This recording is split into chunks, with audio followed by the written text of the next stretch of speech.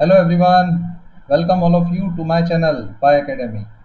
तो आज हम मैथ्स का वन ऑफ द ट्रिकीएस्ट और बोलो one of the different topic पढ़ने जा रहे हैं। मतलब ये बोल सकते हैं कि ये टॉपिक का इतना बड़ा रोल है कि ये टॉपिक से आप बहुत हद तक मैथ सॉल्व कर सकते हैं। Trigonometry, coordinate geometry, vectors, algebra, इतने तरीके हैं ये टॉपिक से आपको सॉल्व करने के। तो आप कई बार इसका प्रोबेबिलिटी तक में यूज लेते हैं, ठीक है ना।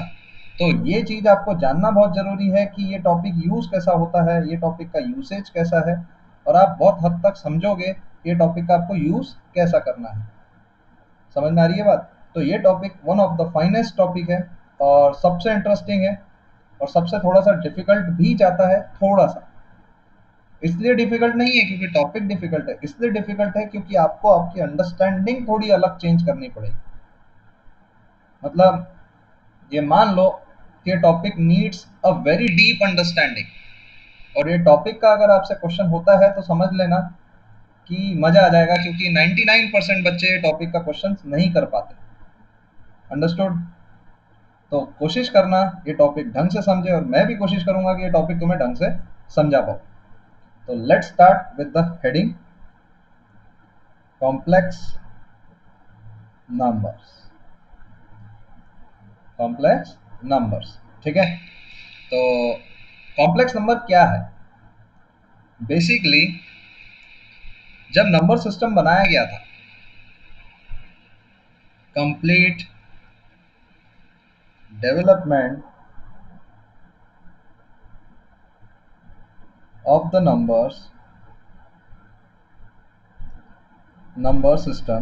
the number system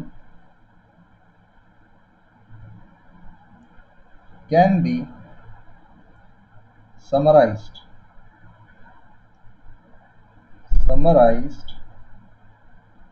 as complete development of a number system can be summarized as।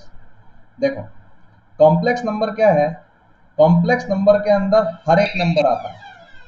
Complex number के अंदर आपको जिंदगी जहां का हर एक नंबर मिलेगा। मतलब आप ये भी बोल सकते हैं every quadratic equation which has real coefficient has complex roots. True. मतलब क्या हुआ? दो रूट्स है। दो रूट्स इमेजिनरी भी हो सकते हैं, रियल भी हो सकते हैं। तो आप समझे, natural number is a subset of whole number. Whole number is a subset of integers. Integer is a subset of rational number. ये तो आपने बचपन में पढ़ा है। Rational number is a subset of real number, है कि नहीं? Rational number is a subset of real number, ये भी आपने पढ़ा है। फिर and real number is a subset of complex number. मतलब complex number contains every number which is imaginary, real, everything. मतलब कॉम्प्लेक्स नंबर कोई नंबर ही नहीं है। लिटरली आप अगर देखोगे तो मैं आगे आगे आपको इसके छोटे छोटे राज बताऊंगा कि एक होता है कॉम्प्लेक्स प्लेन, उसमें होता है एक रियल एक्सेस, एक होता है इमेजिनरी एक्सेस, ठीक है। तो ऐसे धीरे धीरे टॉपिक स्टार्ट होता है, ठीक है। तो इसमें फर्स्ट पॉइंट ऐसा आता है कि every complex number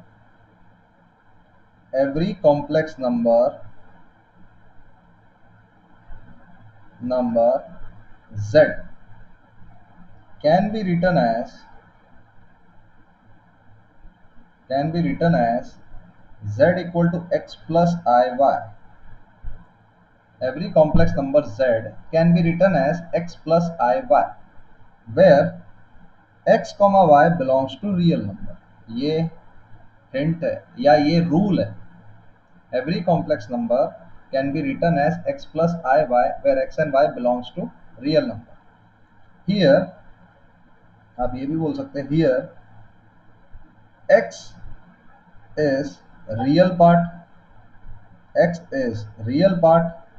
and y is imaginary part। किसका रियल और किसका इमेजिनरी? मतलब आपने कोऑर्डिनेट एक्सिस देखा, एक्स और वाई, ठीक है। मैं आपको बताऊंगा, देखना ध्यान से। तो इसका मतलब क्या है, complex number is represented by x plus i y, where x belongs to real, y belongs to real and i equal to -1, i equal to -1, root -1, sorry i equal to -1 नहीं, i इक्वल टू रूट -1। यहाँ तक आपको clearly समझ में आया सब कुछ? देखो इस तरह से रिप्रेजेंट होता है। For example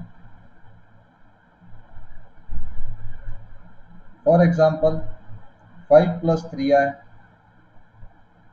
-1 plus i 0 plus 4i 4 plus 0i। ठीक है, तो जैसे मैंने क्या बोला, ये वाला पार्ट क्या है, रियल, ये वाला पार्ट क्या है, रियल पार्ट, और ये वाला पार्ट क्या है, imaginary part.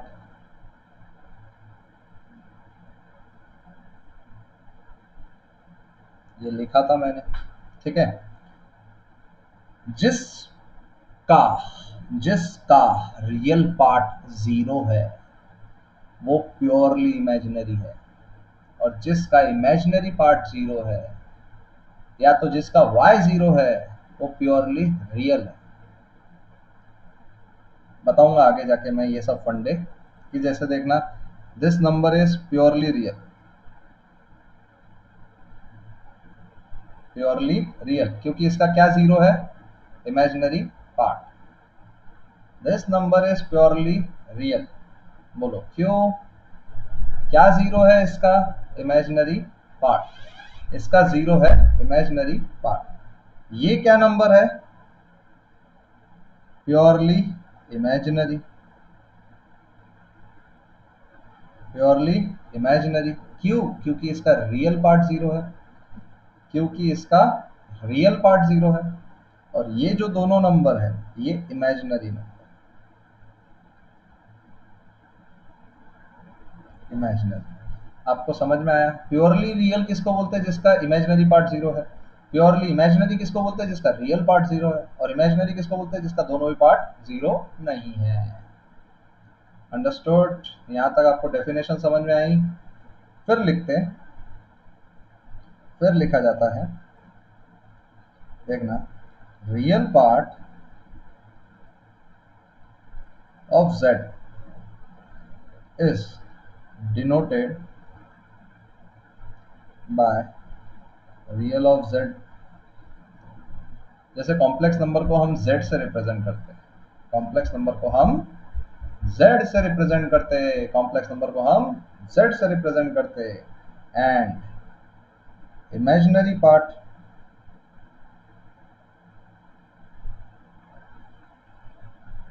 Of z bye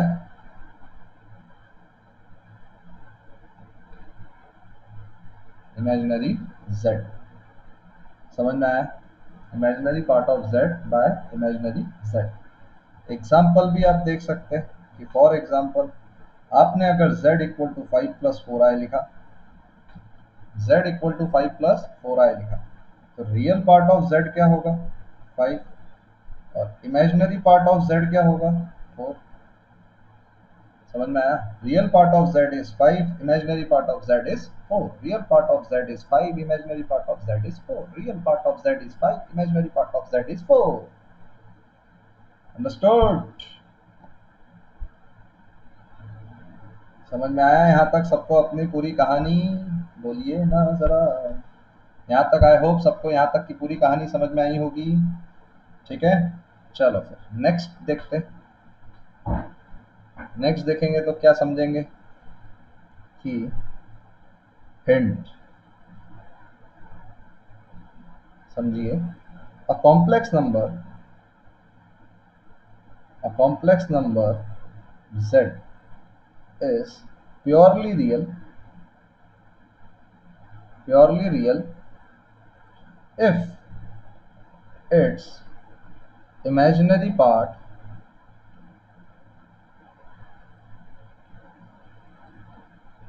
is 0, if its imaginary part is 0, that is and purely real, purely real, purely imaginary, sorry, purely imaginary if its real part is 0. If its real part is 0, that is real of z equal to 0. That is real of z equal to 0. यहाँ तक आपको समझ में आया था ना जब मैंने बताया था? बोलो, समझ में आया था या नहीं आया था? बताया था मैंने सबको, ठीक है ना? अब देखो कि अब अपन स्टार्ट करते कि जैसे अगर मैंने बोला कि यहाँ पे क्या होगा, बताइए। कि अगर जैसे ही मैंने बोला कि हाँ चलो इसका एक और फंडा मैं सिखाता हूँ आपको, ठीक है? देखो, तो एक और फंडा इसका क्या है?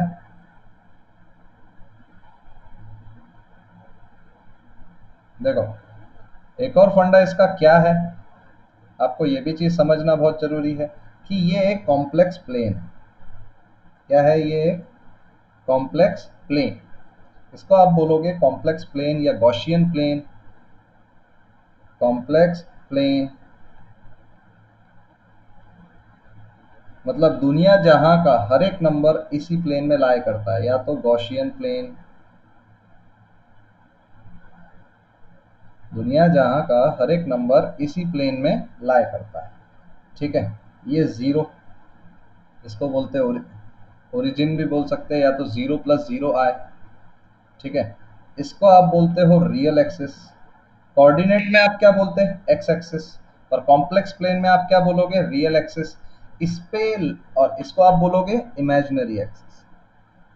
Imaginary axis. अगर आप मेरे को बोलो 5,3 आपको मार्क करना है, तो आप कैसा करते हो? 1 2 3 4 5, 1 2 3। तो सर ये है 5,3। बट इन कॉम्प्लेक्स प्लेन अगर आपको 5,3 आए देखना है, तो आप इसको ये बोलते हो। आपको समझ में आया? जिसका रियल पार्ट 5 है और जिसका इमेजिनरी पार्ट 3 है। अंडरस्टूड? कॉम्प्लेक्स नंबर कोई नंबर नहीं है, it's a way of representing a point in complex plane. It is the way of representing a point in complex plane. समझ में आया क्या? कॉम्प्लेक्स नंबर कोई नंबर नहीं है, it is a way of representing a point in complex plane.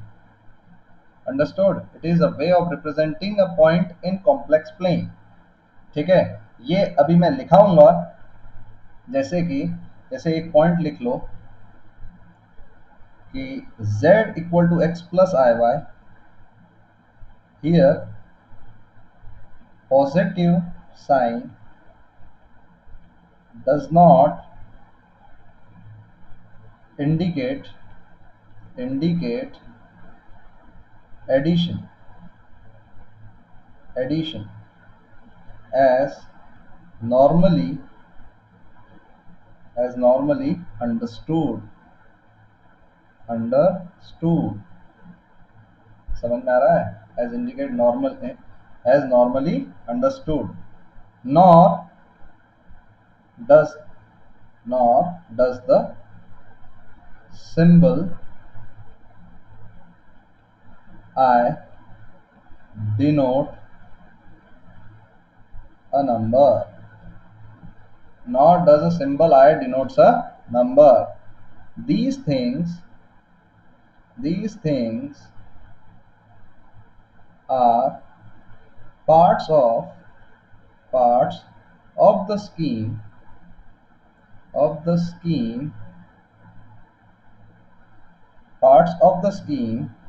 used to express numbers of a new class।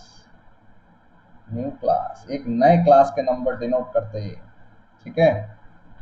New class. And they signify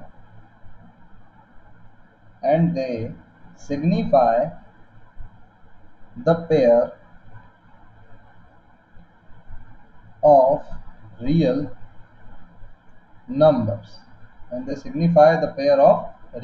numbers, x comma y, to form a single complex numbers to form a single complex numbers. Understood? समझ में आ रही है मेरी बात? ये देखो, तो ये भी आपको बात समझनी है कि इस नंबर को इस तरह से रिप्रेजेंट किया जाता है, ठीक है ना? This is a way of representing two real number और the pair of real numbers in complex plane, and this denotes a point. मैं तो इसको पॉइंट ही समझता, कॉम्प्लेक्स प्लेन का एक पॉइंट। आप एक चीज देखिए, फिर आता है next point, all complex numbers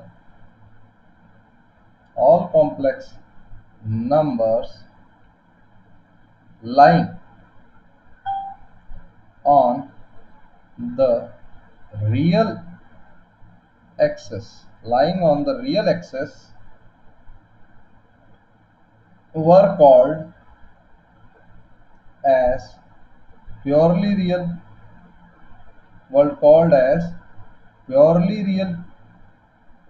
real axis पे जो भी नंबर लाया करता है उसको हम क्या कहते हैं? Purely real. And those lying on imaginary axis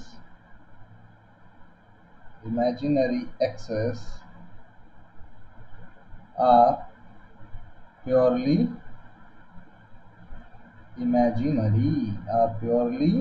imaginary. Understood? Are purely imaginary. समझ में आया? मतलब आप इसको और कितने तरीके से डिनोट कर सकते हैं, ये सबसे इंपॉर्टेंट पॉइंट है। 0 + 0i, इसको क्या बोले? What is the number called? आप ये भी बोल सकते हैं कि दो टाइप की एक्सिस है, एक इमेजिनरी एक्सिस, एक रियल एक्सिस, उन दोनों का इंटरसेक्शन ओरिजिन है। आप उसको 0 + 0i भी बोल सकते हैं। इस बोथ, आप इसको क्या बोलोगे? आज तक भाई साहब गंभीर रूप से डिस्कशन चालू है इस दुनिया में, गंभीर रूप से डिस्कशन ही डिस्कशन। क्या बोल सकते हैं, क्या बोलेंगे, हमको क्या बोलना है? ये कोई बोलता मैं प्योरली रियल, कोई बोलता प्योरली इमेजिनरी। देखो अभी क्या बोल सकते हैं।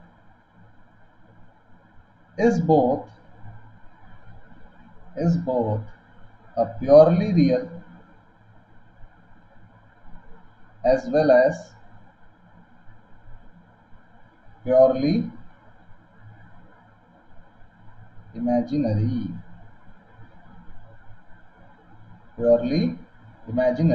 but not imaginary,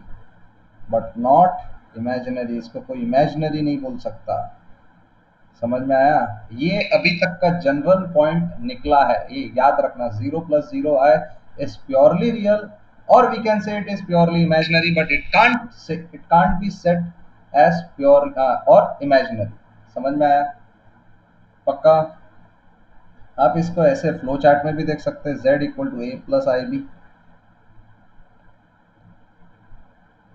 अगर a 0 है तो प्योरली इमेजिनरी, b 0 है, इस पे क्वेश्चंस आते हैं। हाँ, वो एक ऐसा इक्वेशन दे देगा, बताएगा find the solution of this such that this number is purely imaginary. मतलब जो भी रियल पार्ट में दिया है वो 0 है, प्योरली रियल और इमेजिनरी। इफ b ≠ 0, अगर b 0 है तो भाई साहब रियल, जिंगा लाला, अभी तक जो भी मैथ्स पढ़ी सब रियल, और b ≠ 0 है तो इमेजिनरी। बोलो सही बोल रहा है या गलत? देखो, अब अपन पढ़ते नोट्स, क्या क्या इंपॉर्टेंट पॉइंट्स है जो आपको इस टॉपिक में ध्यान रखने हैं, ठीक है? और वो काफ़ी हद तक आपको ध्यान रखने हैं कि ये भी चीज़ समझना है कि इंपॉर्टेंट पॉइंट्स किसे कहते हैं, क्या कहते हैं और हमें करना क्या क्या है। ठीक है, जैसे आ जाइए note 1, for any positive real number, for any positive real number a, we have, for any positive real number a, we have root minus a, root minus a। तो इसको अपन कैसे लिख सकते हैं, -1 into A is equal to root -1 into root A is equal to i root A. क्या इसको अपन लिख सकते हैं, जैसे फॉर एग्जांपल आपको बोल दिया -√3, तो क्या बोलोगे आप, -1 into 3 is equal to -1 into √3। तो आप सीधा बोल सकते हैं √3i, आप सीधा बोल सकते हैं √3i। ये तो चलो अपन ने इसको स्प्लिट किया, और स्प्लिट करने के बाद जो हमें समझ में आया वो अपन ने किया। ठीक है ना। फिर नेक्स्ट आता है नेक्स्ट प्रॉपर्टी, द प्रॉपर्टी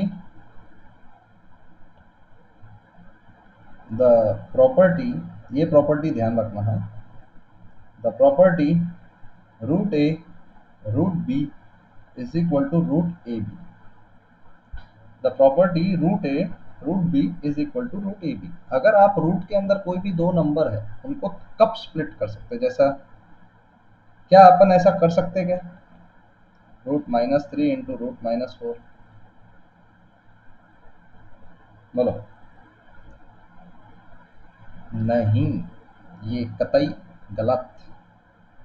अगर ऐसा कर पाते, अगर ऐसा कर पाते तो आप ये भी बोल सकते थे √12 is equal to 4 into 3 is equal to -4 into -3। अब ये किसी को मज़े लेने के लिए सवाल देना, उसको मज़ा आ जाएगा, उसको किसी को मज़े लेने के लिए सवाल देना, वो हिल जाएगा।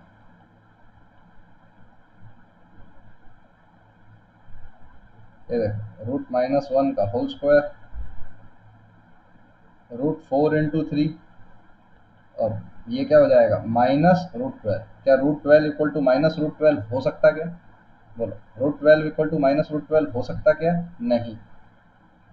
तो ये कतई गलत है, और इसमें सबसे रॉन्ग जो स्टेप है वो ये है। सबसे रॉन्ग स्टेप क्या है, ये। और वो कैसे, प्रॉपर्टी कैसा है देखो, is valid only if at least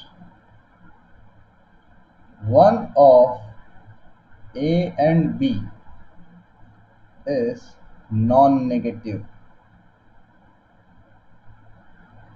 मतलब दोनों नेगेटिव हो तो ये प्रॉपर्टी आप कभी नहीं लगा सकते, लिख लो।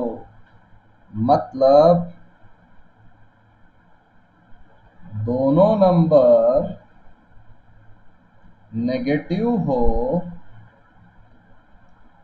तो ये प्रॉपर्टी आप कभी नहीं लगा सकते। अगर दोनों नेगेटिव हो तो ये प्रॉपर्टी आप कभी नहीं लगा सकते, ये बात को कृपया ध्यान रखें। ठीक है ना। तो इसको आप कैसे करोगे, दोनों नेगेटिव हो तो कैसे सॉल्व होगा बताइए। तो इसमें हम ये बता सकते हैं, अगर if A and B, if A and B are both negative,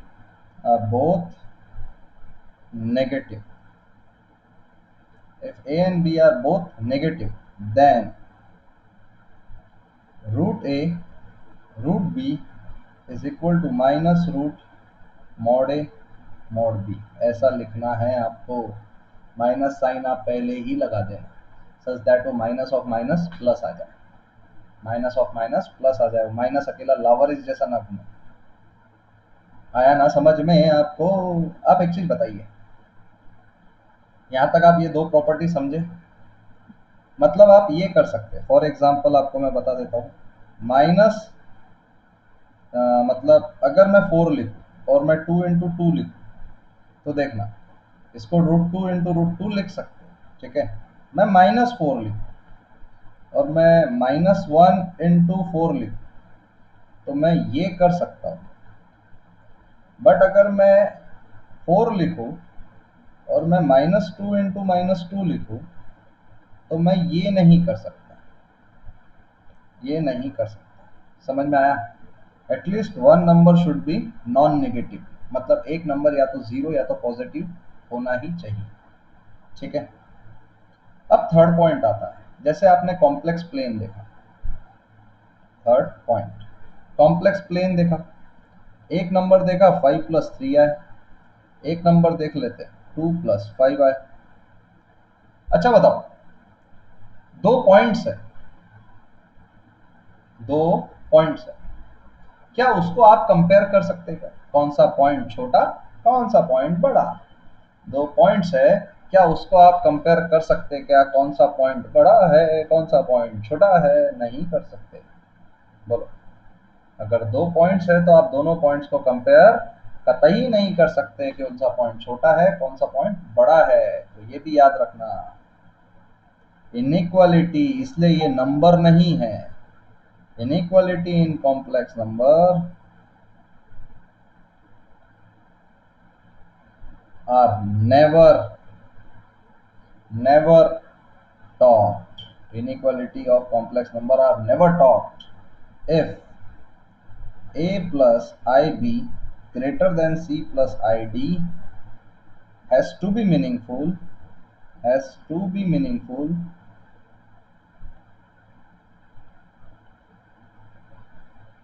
has to be meaningful only if, अगर ये मीनिंगफुल है तो इसका इमेजिनरी पार्ट जीरो होना कंपलसरी है, इसका इमेजिनरी पार्ट जीरो होना कंपलसरी है। तो आप ये भी बोल सकते हैं, inequality, inequality, equalities, sorry inequalities नहीं, इक्वालिटीज however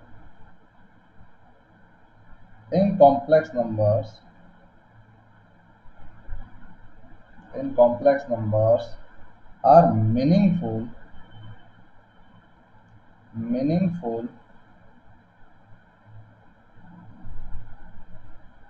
इन इक्वालिटीज, मैंने इक्वल बोला, दो पॉइंट्स एक जगह पे हो सकते हैं। Equalities however in complex number are meaningful if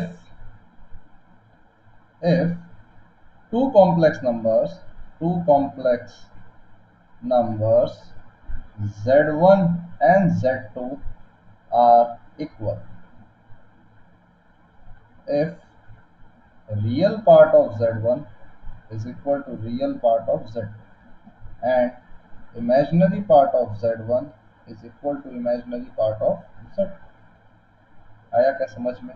If real part of z1 is equal to real part of z2 and imaginary part of z1 is equal to imaginary part of z2, ये चीज है inequality. या एक complex number जैसे 5 greater than 2 होता है real numbers में, वैसे कॉम्प्लेक्स नंबर्स में कोई भी दो नंबर्स में इनइक्वालिटी नहीं लगा सकते, क्योंकि they both are points in complex plane. How we can compare points in a complex plane, how we can compare points in a complex plane? That is the whole damn point, that is the whole damn point, ठीक है। फिर फिर property एक और आती है, fourth, if in real number system,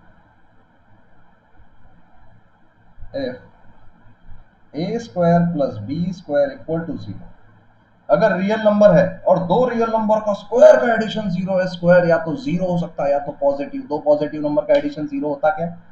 हाँ, दो पॉजिटिव नंबर का रियल, तो this implies a equal to 0 as equal to b, but if Z1 and Z2 are complex number, then Z1 square plus Z2 square equal to 0, then Z1 square plus Z2 square equal to 0 imply does not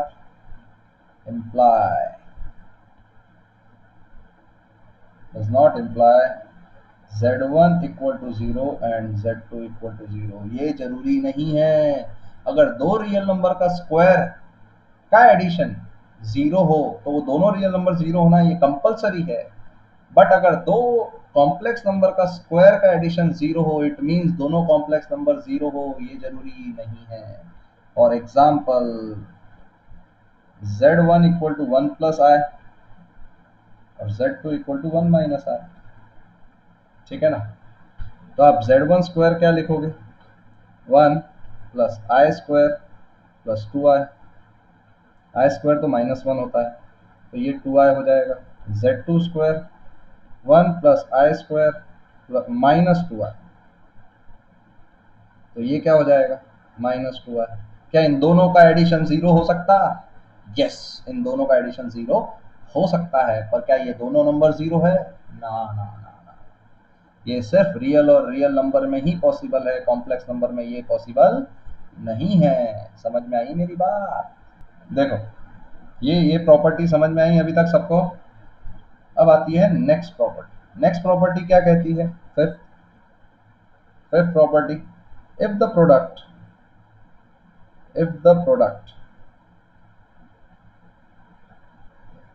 of two complex numbers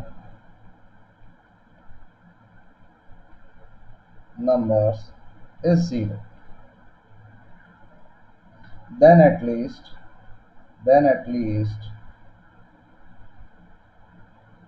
one of them must be 0। मतलब अगर दो complex number का product 0 हो तो उनमें से एक number कम से कम 0 होना ये जरूरी है। Same as in case of real numbers, same as in case of real numbers, understood? If the product of two complex numbers is 0, then at least one of them must be 0, same as in case of real number। समझ में आया? अगर कोई भी दो complex number multiply हो रहा है, तुम भी देखते ना, 0 इंटू 2 0, 0 इंटू 2 1 1 0। तो Z1 इंटू Z2 अगर 0 है तो कम से कम एक 0 होना कंपलसरी है। कम से कम एक 0 होना कंपलसरी है, अंडरस्टूड? समझ में आई मेरी बात? कंपलसरी है, एक 0 होना कंपलसरी है। ठीक है ना? चलो, अब नेक्स्ट हेडिंग आती है, बहुत इंटरेस्टिंग हेडिंग, मजा आ जाएगा। इस पे अधिकतर बहुत सारे क्वेश्चंस आते हैं, सीरीज पे क्वेश्चंस आएंगे, बहुत सारे क्वेश्चंस आएंगे जो आपको मजे भी दिला देंगे। Integral power of iota, integral power of iota, मजेदार, सबसे इंटरेस्टिंग कंसेप्ट, मेरा one of the favourite concept. इसमें क्वेश्चन आता है तो ऐसा लगता है हो ही जाएगा यार, ऑल इज गुड। आपको अभी तक कॉम्प्लेक्स नंबर के आई होप डेफिनेशन सब कुछ समझ में आ गई होगी। बहुत सारा सब कुछ पढ़ाया मैंने, आप एक बार फिर रिवाइज करिएगा। ठीक है ना? इंटीग्रल पावर्स ऑफ आयोटा, तो अपन क्या करेंगे देखना।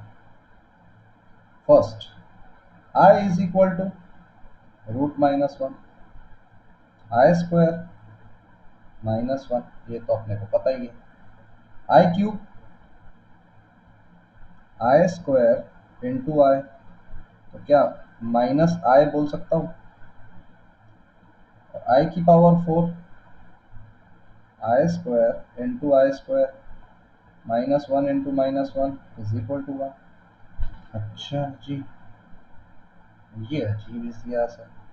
तो अच्छा एक चीज बताओ, आई प्लस आई की पावर आई स्क्वायर, आई क्यूब प्लस आई की पावर 4, आई -1, आई स्क्वायर क्या है? -1 माइनस आई प्लस 1, क्या ये 0 है? अच्छा, मतलब आपने सर ये चारों मल्टी ऐड करके इसको 0 ला दिया। आपने इन चारों को ऐड करके 0 ला दिया। ये तो मुझे समझ में ही नहीं आया। अब मैं कैसे इसको समझूंगा सर? मेरी ज़िंदगी कैसे चलेगी? आप ही बताइए। मैंने बोला बालक सुन, ठीक है? अब बात को सुन। ये है तेरा मूलधन। क्या है तेरा मूलधन? आई की पावर n प्लस आई की पावर n प्लस 1, आई की पावर n प्लस 2, आई की power n plus 3 is equal to 0 होता है, where n belongs to integer. Where n belongs to integer. या तो आप n को नेचुरल नंबर ले,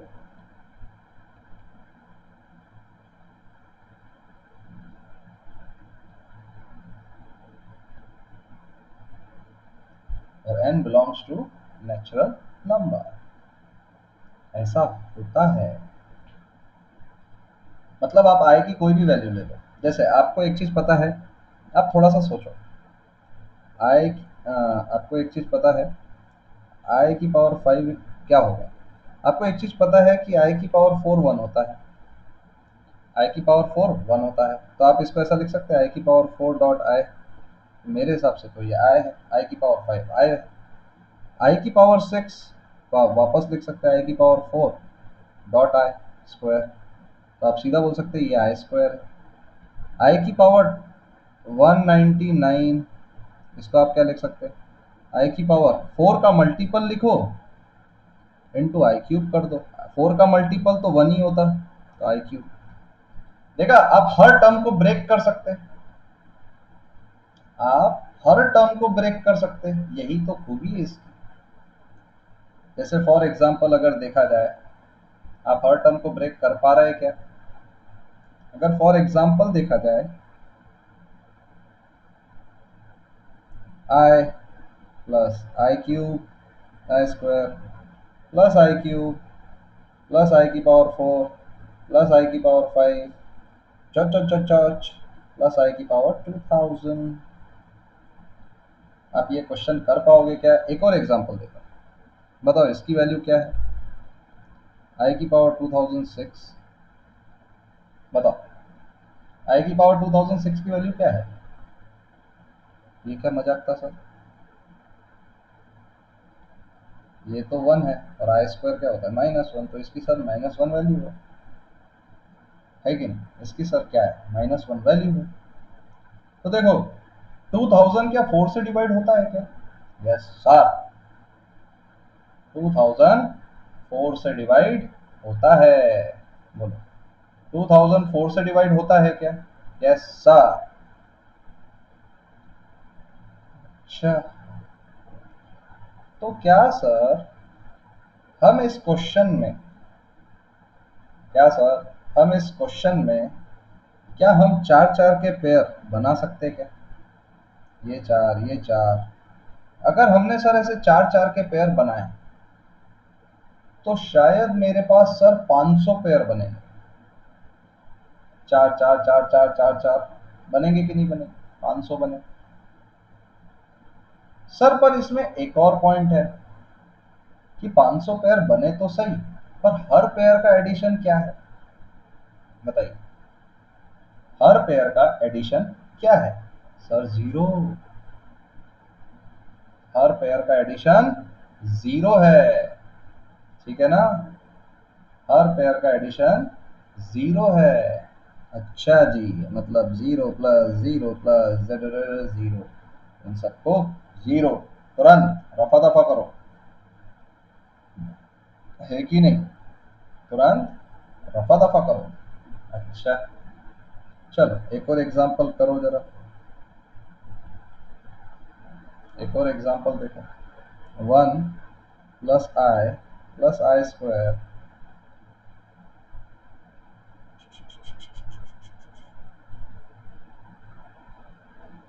ये एग्जांपल। चलो, ये एग्जाम्पल को ऐसा करो, आप होमवर्क कर लो, इसका आंसर मेरे को बताना क्या है। ठीक है, तो आज का लेक्चर अपन यहीं रखते हैं। It was the basic introduction of complex number, जो कि आपको ढंग से समझना बहुत ज़रूरी है। काफ़ी अच्छा इंट्रोडक्शन था, काफ़ी ढंग से मैंने हर एक पॉइंट समझाया है। आप भी ढंग से सोचिएगा और समझिएगा। हाँ, तो काफ़ी ढंग से मैंने समझाया हुआ भी है, आपको हर एक पॉइंट क्लियरली समझाया है, आयोटा की बताया। इसके काफ़ी सारे क्वेश्चंस अपन नेक्स्ट क्लास में भी करेंगे। तो तब तक के लिए स्टे ट्यून और स्टे विथ पाई एकेडमी। चलो, मिलते हैं अपन नेक्स्ट लेक्चर।